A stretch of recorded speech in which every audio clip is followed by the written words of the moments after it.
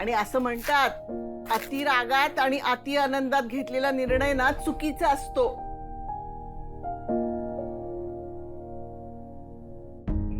हे असं व्यायाम करून राग शांत होतो का? बाई किती लागलंय रे. अगं नाही ठीक आहे. काय ठीक आहे, थांब जरा. अगं आजी. हळद कुठे? हा आय आय हळद. थांब, चल चल बैस बैस बैस इथे बैस. काय रे बाबा तू खरंच.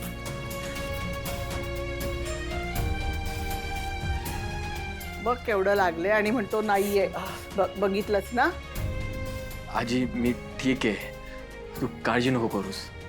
आजी म्हणतोस आणि काळजी करू नको तुझी. थँक्यू आजी.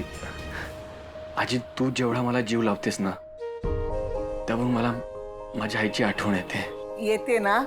मग आज जर तुझी आई असती तर तिनं तुला असं उपाशी राहू दिलं असतं का? मला माहितीये कालपासून तू काही खाल्लेलं नाहीयेस म्हणून तुझ्यासाठी घेऊन आले खायला. खायला पाहिजेस तू आता.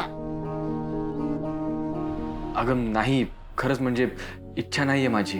मला माहितीये झालेल्या प्रकारामुळे अस्वस्थ झालायस तू, कळतंय मला. आणि आमचा हिरो उपाशी राहून कसं चालेल? अशक्तपणा येईल ना त्याला. आणि पिक्चर मध्ये हिरोला काय काय करावं लागतं. त्या गुंडांची मारामारी करावी लागते, त्या हिरोईनला इम्प्रेस करावं लागतं. मग त्यासाठी ताकद नको का? चल घे खाऊन.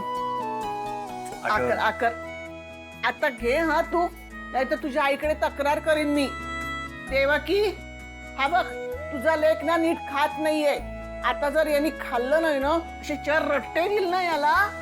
नाही नाही नीट खायचं. अरे अशी ताकद कशी येणार? घे आकर आकर आकर आकर आकर खा खा. बरं मी आईजवळ दिवा लावून घेऊ का? घे.